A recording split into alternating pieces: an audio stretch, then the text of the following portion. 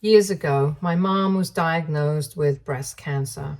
It all started when she went in for a routine health checkup. During the exam, the doctors found a lump on her breast.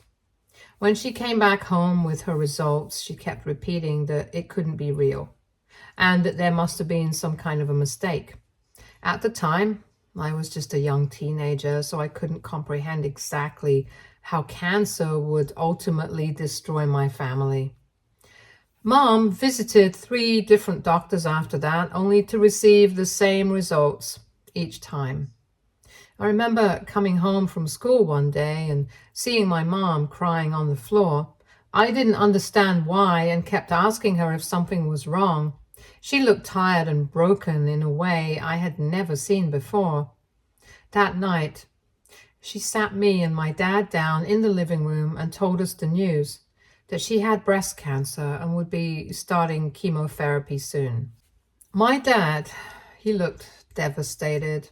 His face seemed to crumble in slow motion and he just went numb. He didn't speak a word after that. My mom, on the other hand, tried to stay composed. She smiled at me in a comforting way, as if to say everything would be okay. She reassured me that she was going to fight and that I shouldn't worry too much about her. I had so many questions, but I was scared to ask, so later that night I retreated to my room, opened my laptop, and started Googling everything I could about breast cancer. It was overwhelming. Words like stages, chemotherapy, and survival rates flashed across the screen, each more terrifying than the last. I didn't know how to handle what was happening to my mom. I didn't know how to help her. I was just a kid, and the enormity of it all was crushing. The weeks and months that followed my mom's diagnosis were some of the darkest and most difficult times I have ever experienced.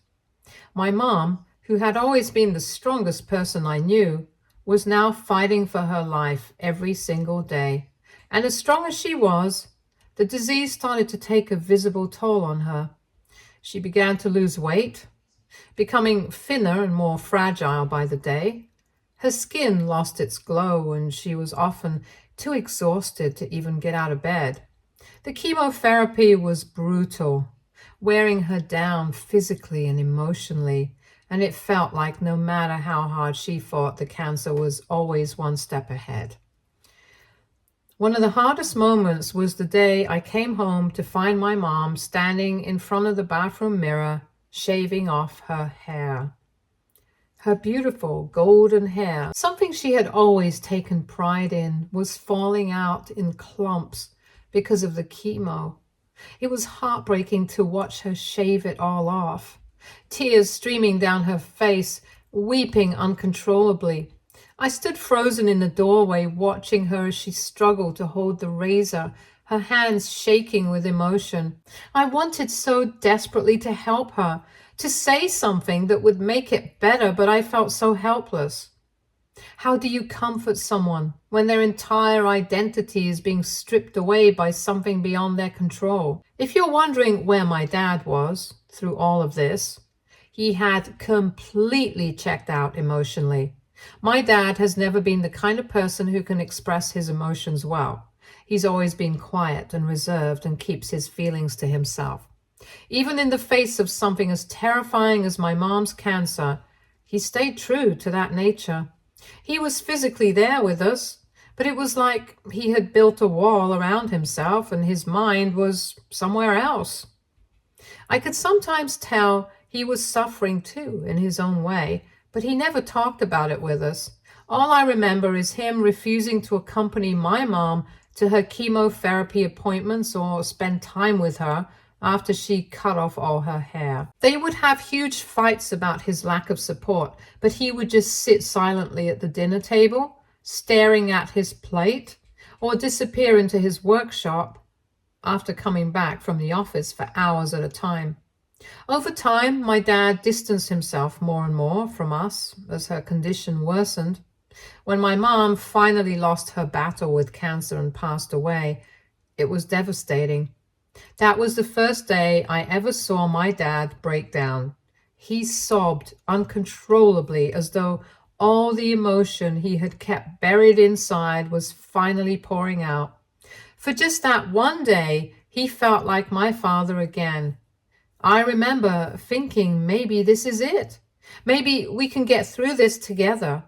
Maybe we could finally lean on each other, share our grief, and find a way to heal. But that wasn't what happened.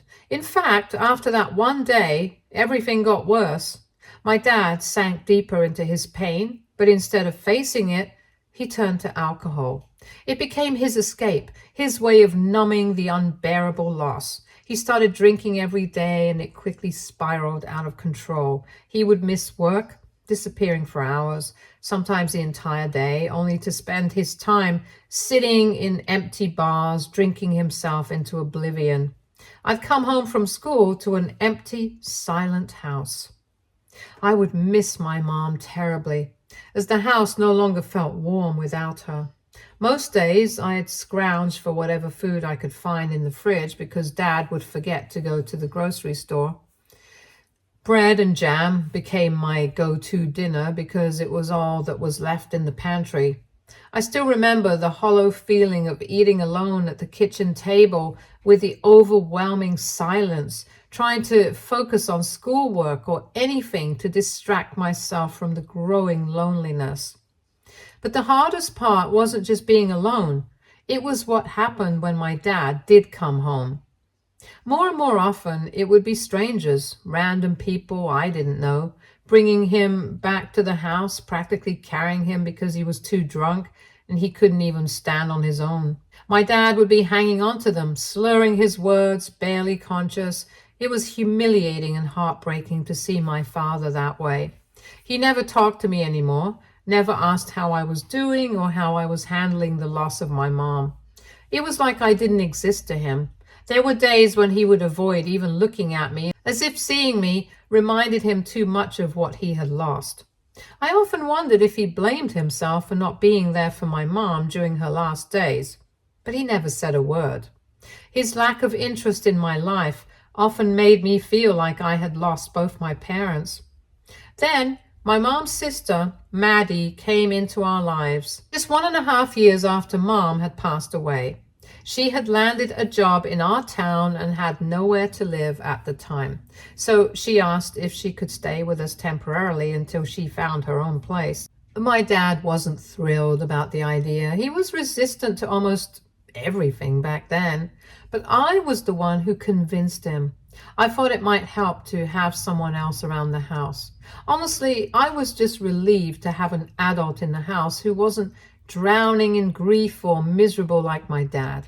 At the time, I had no way of knowing what would happen between them.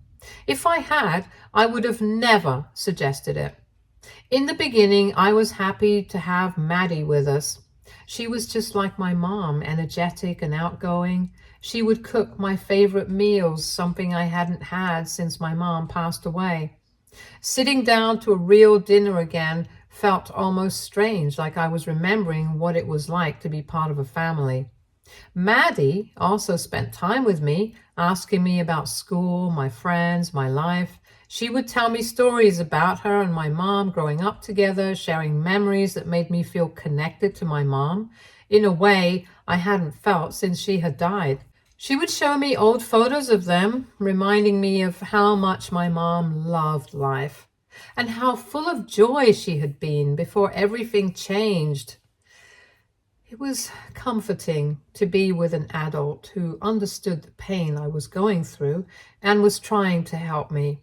However, as the days went on, Maddy started spending more and more time with my dad as well. They became unusually close. At first, I didn't think much of it. She was trying to help, and I was grateful. My dad had been lost in his grief for so long, and Maddy seemed to be the only person who could reach him. She would urge him to stop drinking, telling him it was time to start living again, to be there for me and for himself, and somehow he would listen to her. After months of watching him spiral, suddenly he was staying home more often, spending his evenings with us instead of drinking at the bar. Maddy convinced him to watch movies with us. And for the first time in what felt like forever, we were doing something together as a family. She even got him to be more involved with me. Sometimes she would gently nudge him to ask about my day, and he would actually do it. Other times she would convince him to come to my school games, something he hadn't done in ages. It was almost surreal to see my dad slowly coming back to life.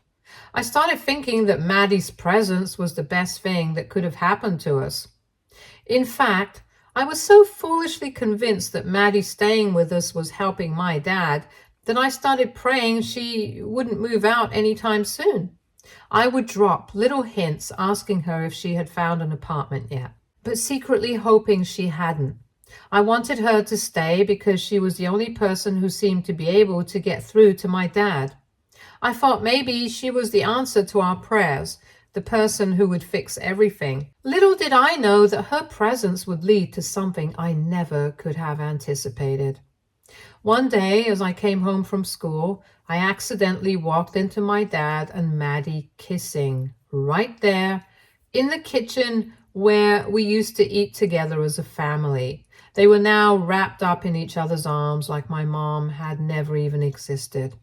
I couldn't speak, and all I felt was an overwhelming sense of disgust. They froze too the second they saw me. My dad's face turned pale, and he immediately rushed towards me, apologizing, stammering, trying to explain, but I couldn't even process what he was saying. I didn't know how to respond or what to say. I just knew I had to get out of there. Without thinking, I turned and ran out of the house. I didn't know where I was going, only that I couldn't stay in that house a second longer. My stomach churned, and I felt sick to my core. How could they do this? How could she do this? Maddy, my mom's sister, was now kissing my dad like my mom had never mattered. It hadn't even been that long since she passed away. He was my mom's husband. They had shared a life together, and Maddy knew better than anyone the love my parents had. It felt like a complete violation of my mom's memory, like something sacred had been torn apart. Eventually, my dad did find me, sitting on the curb in front of our local grocery store.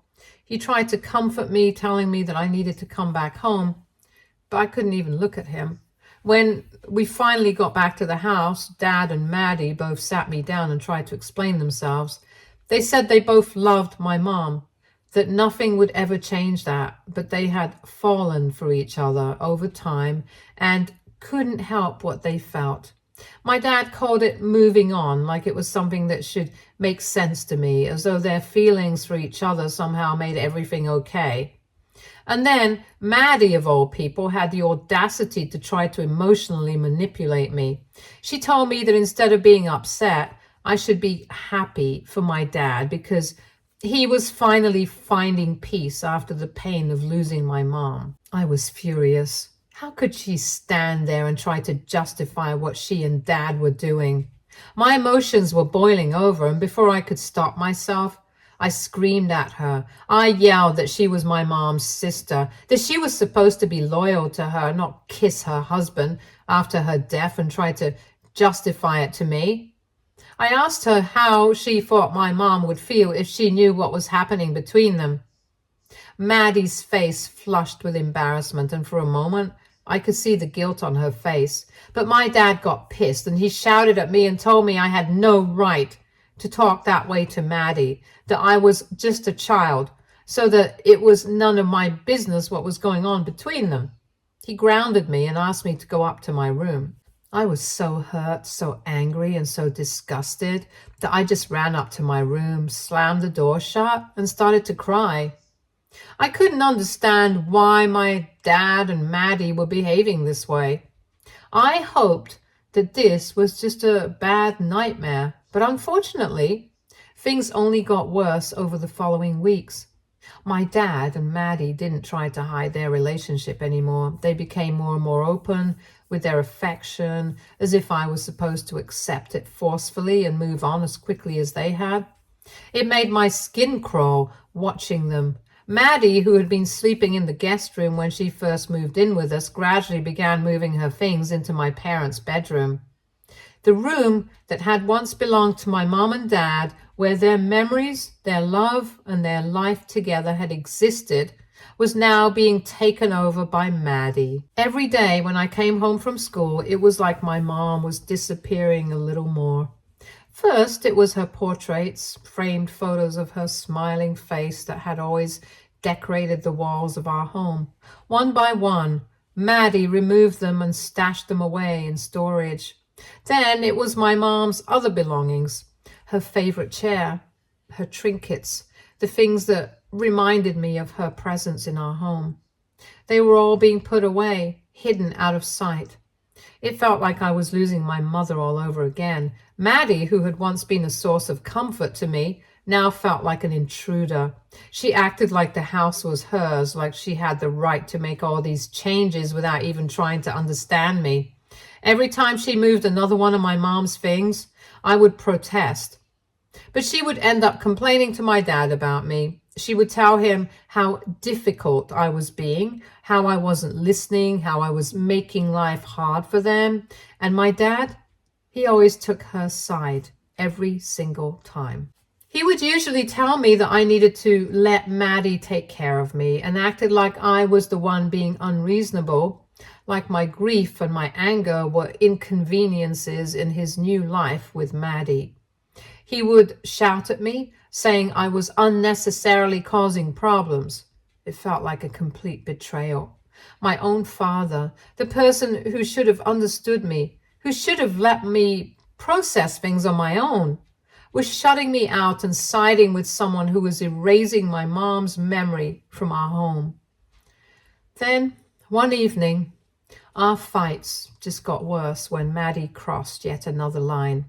This time, she wanted to move me out of my own bedroom, the room I had grown up in all my life. She wanted me to move into the much smaller guest room of the house because she needed more space for her work and exercise. It was absurd. I couldn't believe the audacity she had. I argued that she could use the guest room instead, but she insisted that it was too small for her needs. She had the nerve to say that the guest room would be perfect for me because I'd be moving out in a few years when I turned 18 anyway, so I might as well give her my room. Her reasoning left me completely appalled. I went straight to my dad, desperate for him to step in and do something. I tried to explain how unreasonable Maddy was being, how this was about more than just a room. But he didn't want to hear any of it. He grew frustrated, dismissing my concerns as if I was making a big deal out of nothing. The back and forth with him grew heated quickly. I couldn't understand why he kept siding with her, why he refused to stand up for me, his own daughter. I finally blurted out what had been gnawing at me for months. "Why do you hate me so much?" I yelled, feeling all the anger, the frustration and sadness boiling over. I needed an answer, something that would explain why my dad had been treating me this way since my mom passed. Without hesitation, he replied, "Because you remind me of your mother too much. You talk like her, you look like her. I hate seeing your expressions all day." His words hit me like a punch to the gut. I froze. My own father had just confessed that he couldn't stand to look at me because I reminded him of the person he had supposedly loved the most, my mom. Without thinking, I screamed at him in the heat of the moment, "I wish it had been you who died instead of Mom. She would have never made me feel like this." The moment the words left my mouth, I regretted them, but it was too late. The damage was done. My dad's face twisted with rage, and before I could even react, he slapped me hard. The impact knocked the breath out of me. It was the first time my dad had ever laid a hand on me. My cheeks stung from the blow, but the emotional pain was far worse than the physical. I burst into tears, sobbing uncontrollably. I felt completely broken, and I knew at that moment I couldn't live with him anymore. I couldn't stay in a house where I was constantly reminded of my mom's absence, where Maddy was trying to erase her, and where my dad had not only failed me, but hurt me in the worst possible way. This is when I reached out to the only family member I could think of who could help me out, my Uncle Colin. Colin was my dad's younger brother and was always the fun uncle, the one who'd crack jokes, play games, and make every family gathering a little more bearable. He was laid back and kind, and we always got along. When I reached out to my uncle, I wasn't entirely sure what I was doing. I didn't have a clear plan. I wasn't even sure what I was asking for, but I needed help, and I hoped that Colin could offer it. I explained everything to him, the mess with my dad and Maddy and how I felt and the incident where my dad had slapped me. Colin immediately reassured me that I was not wrong for how I felt and promised me that he would take care of everything. The very next day, he showed up at our house ready to confront my dad and talk to him about everything. I remember hearing my dad and uncle arguing from upstairs. Colin was furious, just as disgusted as I had been when he found out about my dad and Maddy's relationship. I could hear him accusing my dad of disrespecting my mom's memory and mistreating me. He didn't hold back. He lifted off all the ways my dad had failed me as a father. Colin stood up for me in a way I had desperately needed someone to. And for the first time in a long time, I felt like someone was on my side. Apparently, Colin had also informed my paternal grandparents about everything that was happening. They had no idea about my dad's relationship with Maddy, and once they found out, they were livid. They called my dad immediately, berating him for his choices and how he had let things spiral so far out of control. My grandparents were traditional, and the idea of their son being involved with their late daughter-in-law's sister was appalling to them. Between Colin's confrontation and the pressure from my grandparents, my dad finally relented. In the end, it was decided that I would move in with Colin for the time being while my dad would sort things out with Maddy. My dad informed me almost coldly that he would be paying Colin every month to cover my expenses. I was shocked at how quickly everything happened, but I knew continuing to stay with him was far more dangerous. Living anywhere away from my dad and Maddy was fine with me. I felt completely detached from him by that point. When Colin asked me to pack my things and go with him, I did so without hesitation. Since the day I left my dad's house, Colin and his girlfriend Cheryl have been my family ever since. It's been 2 years now, and living with them has been a completely different experience. They've given me the stability, love, and care that I had been craving for so long. Cheryl is warm and supportive, and she makes me feel like I belong, something I hadn't felt in my own home for ages. My paternal grandparents visit me regularly, and they've been there for me. They don't talk much about what happened with my dad and Maddy, but I know they all disapprove of their relationship. My dad, on the other hand, has been almost completely absent from my life since I left. He used to try to call me and talk to me, but after I showed a lack of interest, he stopped calling altogether and blamed me for pushing him away. In a way, I've come to terms with it. He made his choices. I've made mine. It still hurts, but I've found people who care, and that's what's helped me move forward. Recently, when my paternal grandparents visited me at Colin's place, I overheard them whispering something about how my dad and Maddy had a baby together. It seemed like everyone in the room was disgusted by the news, since they didn't even know that Maddy had been pregnant because my dad had kept it so hush-hush. I could tell that my family were trying to keep this news quiet, maybe because they thought it would hurt me if I found out. I tried to listen closely as the adults discussed how my dad had been trying to reach out to them after Maddy had given birth, calling and trying to convince them to meet the baby, but no one wanted anything to do with him. Not my grandparents, not Colin, no one. I could hear the tension in their voices and disapproval that still lingered after all these years. Even Maddy's side of the family, my maternal relatives, had cut ties with her.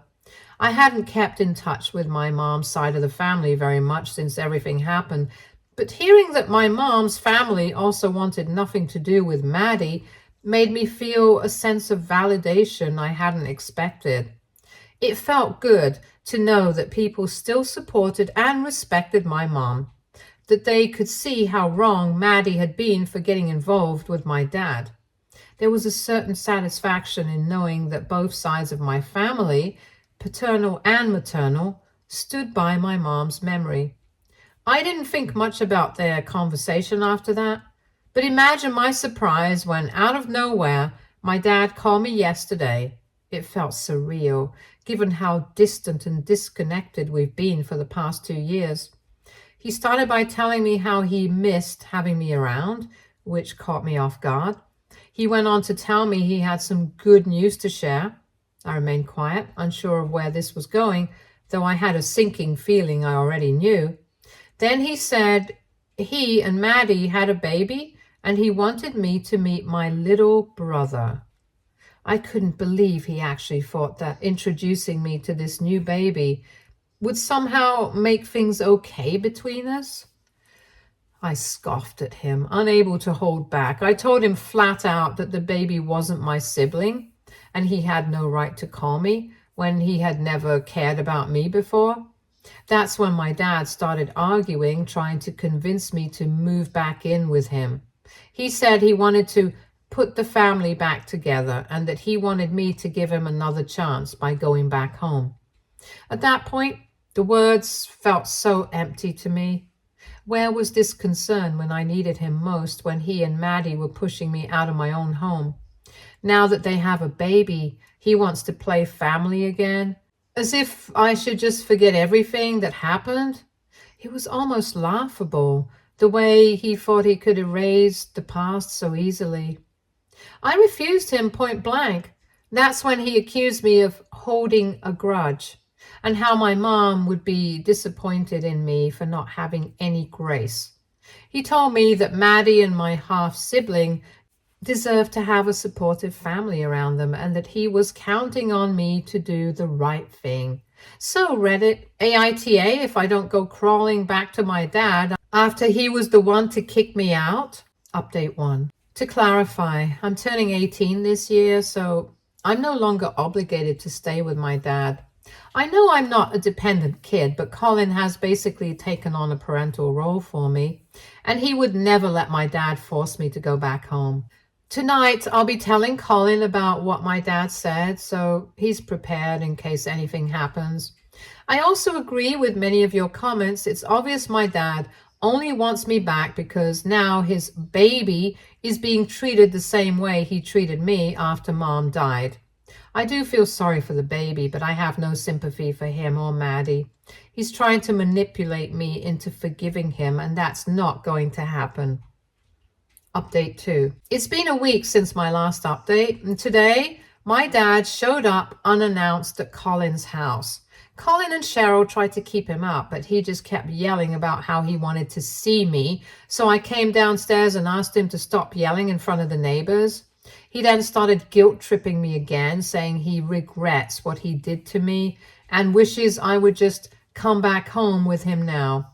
I told him as firmly as I could that Colin and Cheryl were my family and that I had no intention of leaving my home behind. He responded by saying that after I moved out, his whole family basically shunned him and Maddy, and now that his baby was here, they were still treating him like an outcast. He called me selfish for not seeing things his way and insisted that all I had to do was go back home with him so everyone could see that we were still very much a family.